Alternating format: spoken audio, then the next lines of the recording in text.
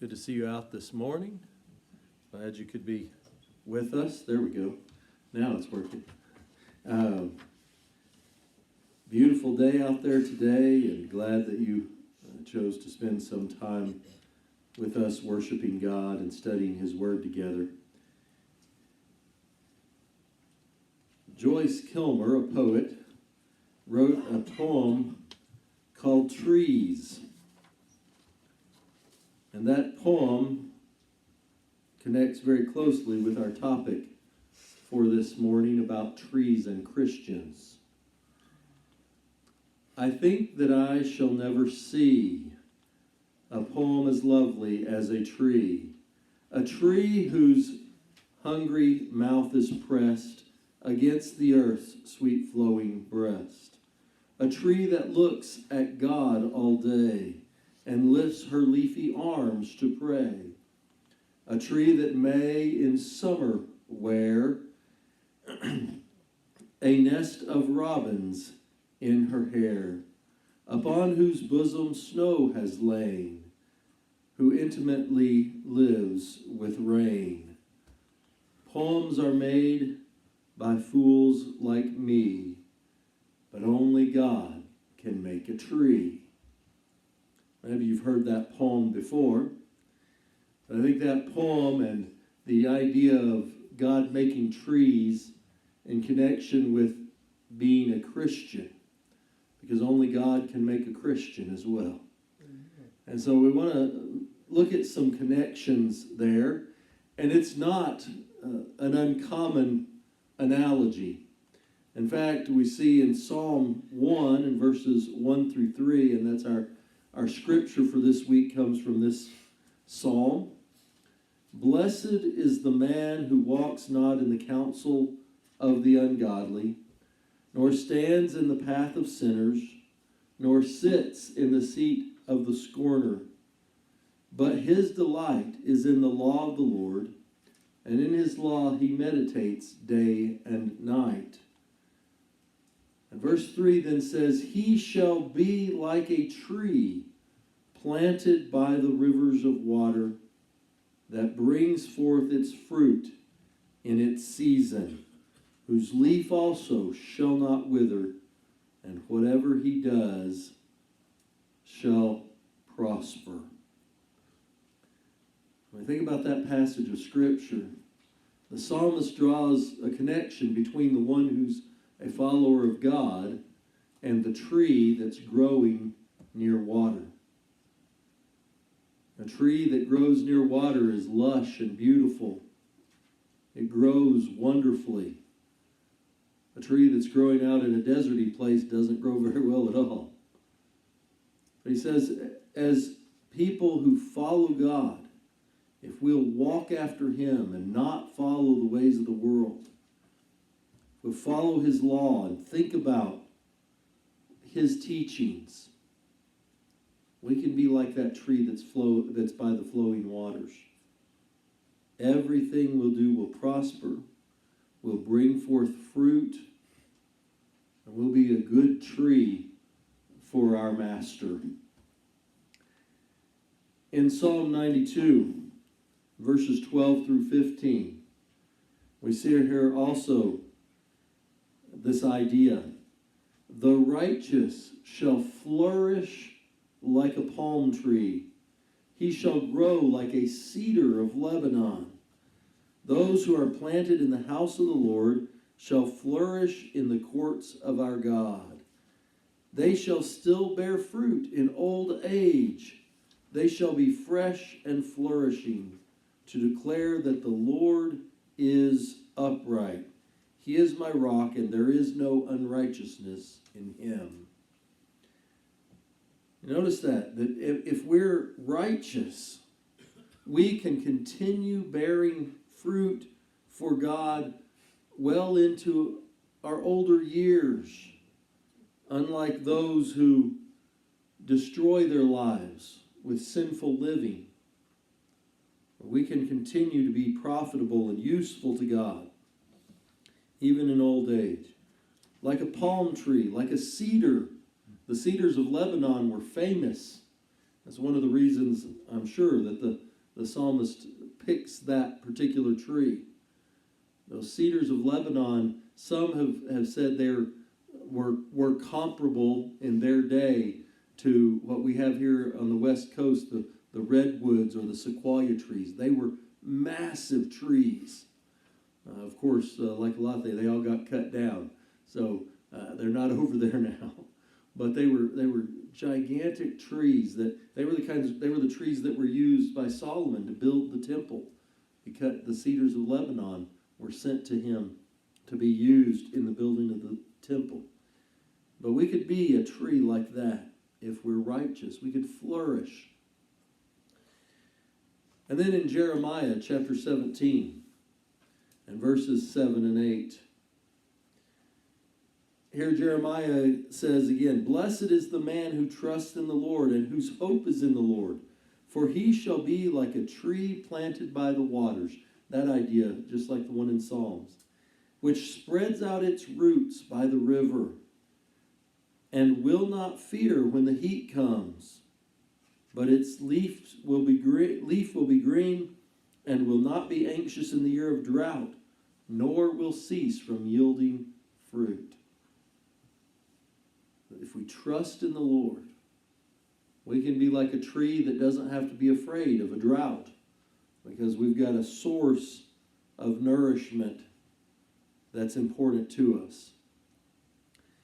Well, as I think about these trees, and I think about what the Bible says there about the righteous and the one who trusts God and the one who fears the Lord being like a tree, I think we can learn a lot from a tree. And I think there are some trees that we need to learn from. And some of these I've taken from my own life experience of trees I've known in my lifetime as well. And so we want to consider some of these things. The first is grow tall, straight, and beautiful. Do not allow sin to deform you and prevent your proper growth. Most of you have probably seen a crabapple tree. They're not the prettiest of trees. They don't grow tall and straight. You're never going to find an 8-foot 2x4 made of crabapple wood, because you can't get 8 straight feet out of a crabapple tree. We've got one growing in our yard that's like that. But even when I was a kid, we had one. It was a good little tree for me to learn to climb in, because it had, it was right there close to the ground, but it gnarled this way and that way, and it was not a pretty tree. And unless you're going to make some jelly and add a lot of sugar to it or something, the crab apples aren't really very good either. I can remember eating a few of them, but you didn't want to eat more than 2 or 3, and they weren't but about as big around as a cherry, and they weren't that good. But the tree was there nonetheless. But something kept that tree and most of the crabapple trees I've ever seen from growing anywhere near straight and tall. They look almost more like a bush than a tree. They're just everywhere, but not growing up good and tall. And so that tree reminded me of our need to grow straight and tall and not to be deformed like that. I've seen sometimes they actually take trees and they will do things to them as they're growing when they're still young and flexible, and they'll grow it this way and that way. I've seen pictures of trees, there was one they had a picture of, I don't think I got it on here, but it actually was tied in a knot. They had when it was young, they had just slowly worked it around until it actually tied itself in a knot. The one I have here is not quite that bad, but still, something happened to that tree. That's not the way a tree should normally grow. Trees are supposed to grow up. But something changed that one. And that's something we have to watch out for. In Ecclesiastes 1 and verse 15, it says, What is crooked cannot be made straight, and what is lacking cannot be numbered. When we allow sin to deform us, we may be able to be forgiven of that sin. God will forgive us. He will take it off our account. It will not even keep us out of heaven. But the scars that sin causes in our lives don't just disappear because God has forgiven us of the sin. The deformities of our soul that are caused by sin don't just disappear. They don't just go away. They continue to affect us years down the road. So we need to learn to avoid sin, not allowing it to deform us, but to grow straight and tall and beautiful for God. The next thing that we want to recognize is that we need to be sound of heart. Be pure on the inside, not rotten or hollow. We had a willow tree in that same yard. This was out in Colorado. We had a lot of trees in that yard, which was kind of unusual for out on the plains in Colorado. We're not a lot of trees out there, but we had, whoever had built that house had planted a wide variety of different kinds of trees and flowers. We had so many different varieties of tulips and irises in that yard. I couldn't even hardly count them all. I used to go around and try to count all the different colored flowers that we had in that yard. But one of the things we had was a willow tree. It was a big weeping willow tree. And it was a beautiful tree. But while we lived there, we noticed it had some problems. With some of the limbs were starting to break off and things. And so we had somebody come out and look at it. And they said, and from the out, it still was, the branches, still how the weeping willows are. And unfortunately, though, even though it looked nice on the outside, the tree expert that looked at it said, well, the problem is it's rotten on the inside. It's just a matter of time before this tree is going to die, or it's going to fall over and die, because it doesn't have a sound heart. And it's still alive for the moment, but it's dying on the inside. And that can happen to us as well. We can keep up appearances. We can still make it look like we're doing well and growing and being happy, healthy Christians, and be dead on the inside, rotting from the inside out. And we need to be aware of that. We need to be sound of heart, pure on the inside. Jesus talks to the scribes and Pharisees. He says to them in Matthew 23 and verses 25 through 28, "Woe to you, scribes and Pharisees, hypocrites, for you cleanse the outside of the cup and dish, but inside they are full of extortion and self-indulgence. Blind Pharisee, first cleanse the inside of the cup and dish, that the outside may be clean also.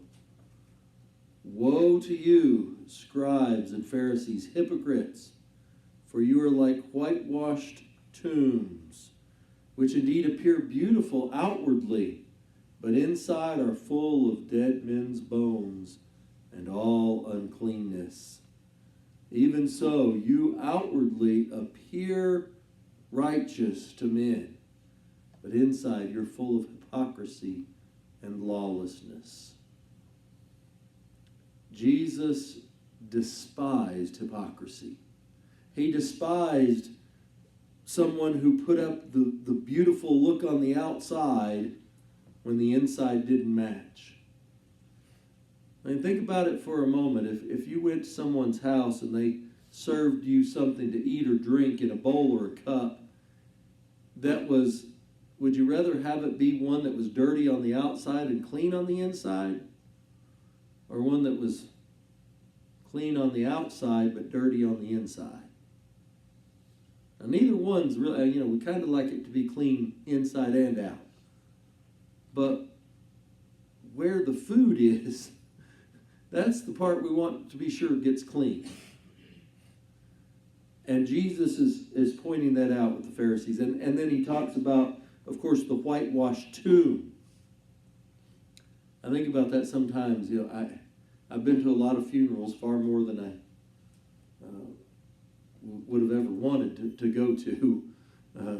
Not a great experience to go to funerals, but I've been to many, many of them and seen some beautiful caskets. I've seen mausoleums, I've seen vaults, I've seen tombstones that were very impressive tombstones too. Beautiful works of art, some of these caskets. Some of these mausoleums and tombstones. Beautiful works of art. But what are they doing? They're marking death and decay. And I understand why we do that, but it's just an ironic thing. But they did the same thing back then. Back then they would take the tombs and they paint them, make them look pretty. But it didn't change what was inside. We can have the most beautiful casket the world's ever seen. We could build the Taj Mahal. You know that's what the Taj Mahal is, right? It's just a big burial chamber. We look at the pyramids in Egypt. Just burial chambers. Big, beautiful construction, but inside it's death and decay. Spiritually speaking, that can happen to us. We can keep up appearances. We can come to church. We can dress up. We can look good. But Jesus knows what's on the inside. And that's what counts. We need not be like that willow tree, rotten on the inside. We need to be pure and sound of heart on the inside. The third thing that we want to consider is how important it is to develop deep, strong roots to resist the winds of trials and temptations.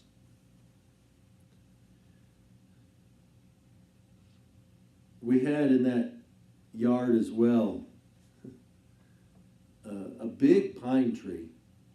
I can remember climbing, I don't know, maybe I was a kid, so maybe it wasn't as big as it seemed to me, but it seemed like that thing was 100 feet tall, but I'm sure it wasn't that big. But it was certainly way taller than our house. And I climbed up that thing as far as I could go many a time. It was a good climbing tree. But what was most interesting about that pine tree is at some point, apparently it had blown over, at least partially over.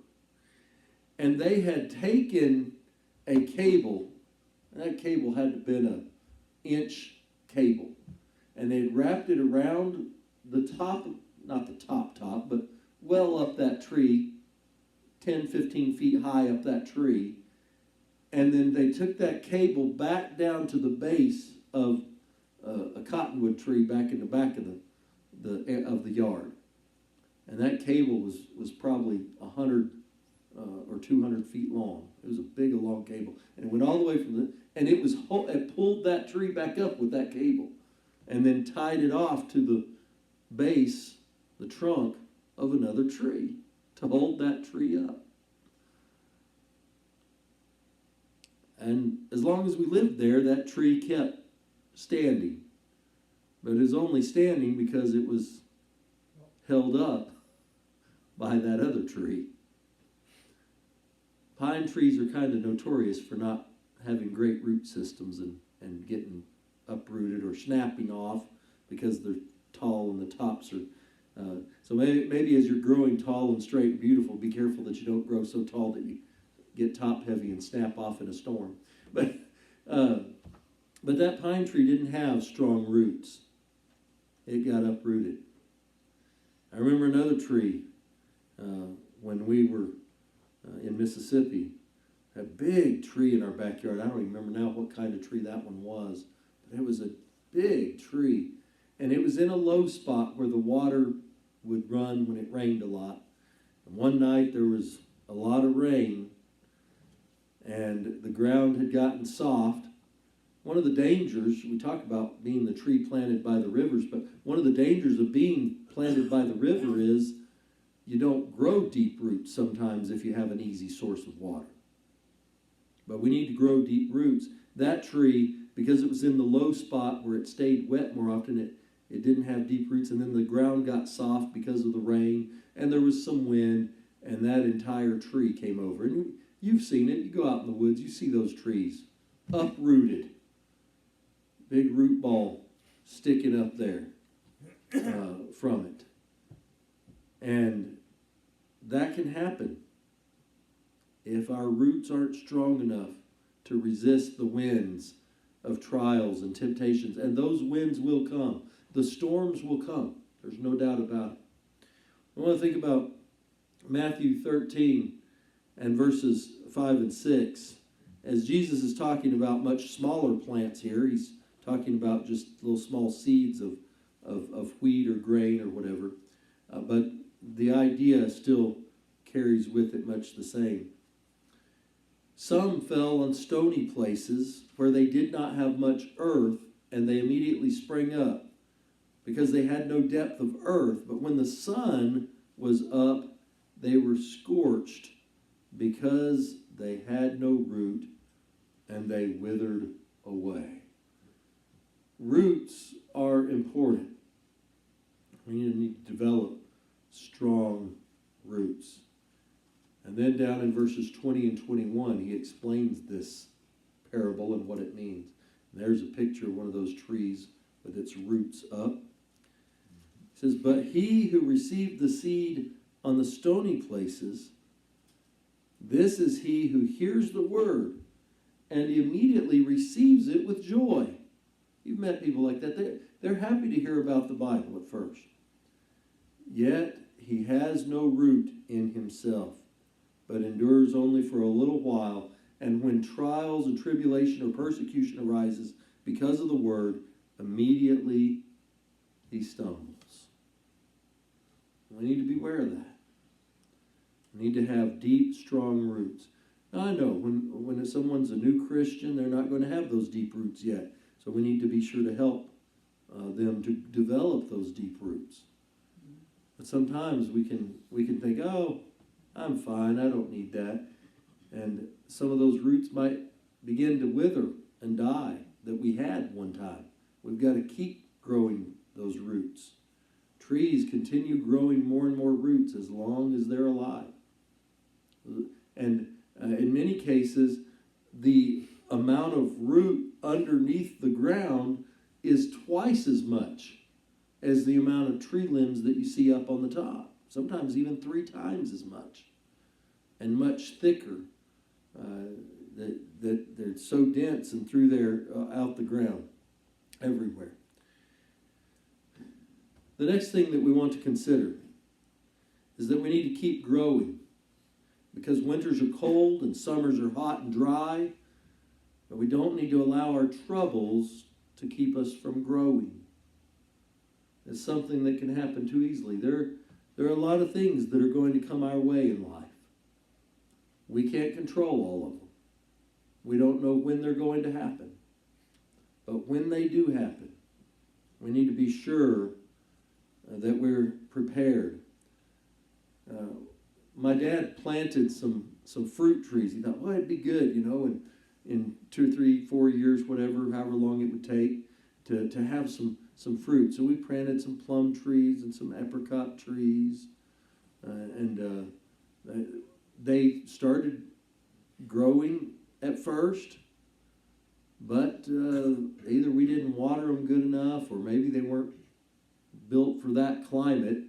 You don't see a lot of that kind of trees out there.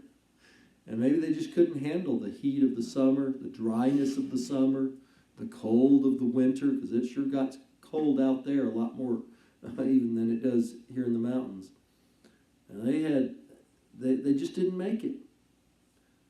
I think we had one apricot tree maybe that survived we planted a dozen, and only one of them survived through the harshness of the summers and the winters. Well, James tells us in James 1 and verses 2 through 4, "My brethren, count it all joy when you fall into various trials, knowing that the testing of your faith produces patience. But let patience have its perfect work, that you may be perfect and complete, lacking nothing." We're going to go through some various trials in our lives. There's no doubt about it. We can't help it. It is going to happen.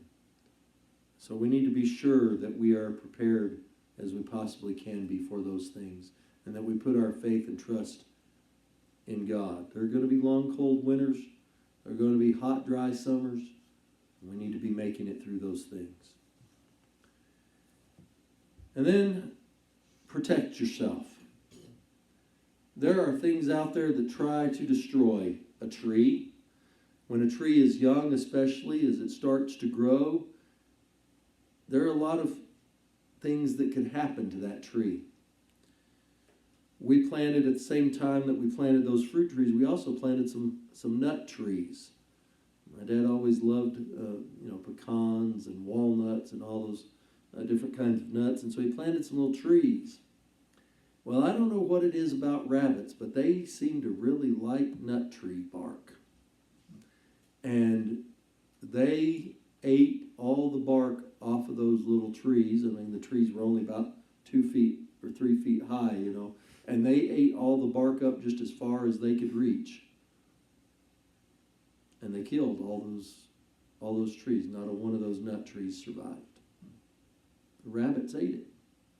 Now, you don't think about rabbits as being vicious killers, but if you're a tree, I guess they can be. But you need to protect yourself. The next time we tried to plant some trees, let's put something around it to protect it and keep those rabbits out of there. Keep them from eating all the bark off of it. Well, we as Christians have an enemy as well, and it's not a little fluffy bunny rabbit. In 1 Peter chapter 5, verses 8 and 9, it says, "Be self-controlled and alert. Your enemy, the devil, prowls around like a roaring lion, looking for someone to devour. Resist him, standing firm in the faith, because you know that your brothers throughout the world are undergoing the same kind of sufferings." Beware. He's out there trying to get us. He doesn't want us to live and survive and grow up strong and produce fruit. He doesn't want us to make it. So we got to watch out for him. And then we need to give help to others. Trees do something. I know some of them can seem aggravating at times. Like those sweet gum trees that drop those sweet gum balls everywhere and tear up lawnmowers. Things like that. Pine cone trees that drop those pine cones, and then you have trouble with them getting caught up in the mower or something when you're trying to mow. But all the trees that I've ever seen do something if they're in good shape. I mean, obviously, some of them are just dying and fall on a house, which is not a good thing. But when they're doing what they're supposed to do, they do something. Some of them provide shade. Some of them are just beautiful to look at. They have pretty flowers in the spring and beautiful, colorful leaves in the fall. Some of them have fruit or nuts that can be eaten. Some are good for timber and building things with. And we too can do something in the world to help others. Find your work and do it well. Find something you can do that will help others, and it will help you also. Galatians 6 and verse 10. "So therefore, as we have opportunity, let us do good to all, especially to those who are of the household of faith." We need to find good to do and do it. We all have a talent We all have an ability. And we all need to lean on each other as well. Help each other to stand. We were sitting in our house one night when there was a storm happening, and behind our house in Alabama where we lived, there was a small, it wasn't a forest, but there was a wooded area back there. There were some tall pine trees back there, and they were all fairly close together. And as we were watching those, Dawn looked at me and she said, you know, we could learn from those trees. Notice how when one blows over, the other one, it kind of catches it. And then it blows the other way, and then the other one catches it. And they hold each other up. We need to hold each other up. We need to keep each other from being blown down by the winds and storms of life. We need to support each other in those storms. If we stand together, we can stand against anything that comes at us. Be content and work together with those around you. Help hold them up. Let them help hold you up. You know, I've never seen a tree, never heard a tree grumble and gripe and complain about another tree next door. They just don't do that. And we need to be like that. Glorify God where you are. Let His creative power be seen in your life. Let His restorative power be seen in your life. In 1 Corinthians chapter 12, beginning in verse 12 and then also in verses 25 and 26. Paul says here, for as the body is one and has many members, but all are members of that one body, being many, they are one body, and so also is Christ. In verse 25 he says, that there should be no schism in the body, but that the members should have the same care for one another. And if one member suffers, all the members suffer with it. If one member is honored, all the members rejoice with it. Don't be jealous. Be encouraging of one another. You know, trees are known by their fruit. You can tell a tree by its leaves. You can tell a tree sometimes by its bark. But its fruit is the surest way to know what kind of tree it is. What is it producing? Is it producing acorns or pine cones or apples or peaches or what? And you know what kind of tree it is. Some of them can look a lot alike until it produces whatever seed or fruit or whatever it is that it's going to produce. And then you can tell them apart much more easily. And the same is true with people. They're known by their fruit. Matthew 7, beginning verse 16, he says, you will know them by their fruits. Do men gather grapes from thorn bushes or figs from thistles? Even so, every good tree bears good fruit, but a bad tree bears bad fruit. A good tree cannot bear bad fruit, nor can a bad tree bear good fruit. Every tree that does not bear good fruit is cut down and thrown into the fire. Therefore, by their fruits you will know them. Not everyone who says to me, Lord, Lord, shall enter the kingdom of heaven, but he who does the will of my Father in heaven. So as we think about trees and what the Bible says about them and how they compare to us, what kind of tree would you be? Would you be a fruit tree? Maybe a tall oak, a sapling, a majestic old cypress, that weeping willow tree? Would you be dead tree? A shade tree? A tall oak? What kind of tree would you be? Would you be a rotten tree? A fallen tree? Some would just say a nut and leave off the tree. No. But what kind of tree? Would you be like one of these trees we talked about? Have you been like one of those trees at some point in your life? The good news is, with that, like that rotten willow tree, there was nothing we could do. It was too late. But you know what? God can heal us. Even if we are rotten on the inside, God can heal that.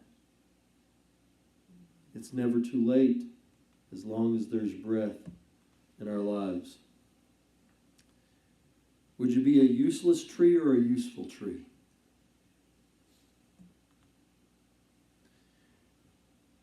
Would you be a remembered tree or a forgotten tree? You really can learn a lot when you start comparing yourself to a tree. Would you be a lonely tree? A well-visited tree? There's a lot you can learn when you compare yourself to a tree. And as we think about the church, we're kind of like a forest made up of all kinds of different trees. A lot of times a forest is all the same kind of tree. But in the church, we're all Christian trees, but we're different. Some of us are that fruit tree. Some of us are the nut tree. Some of us are the shade tree. And sometimes there's the weeping willow.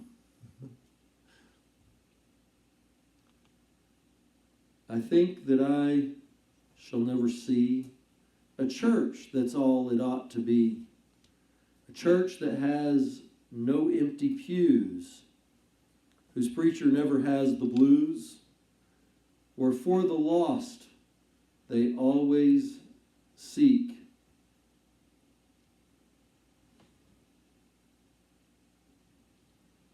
Did I miss it?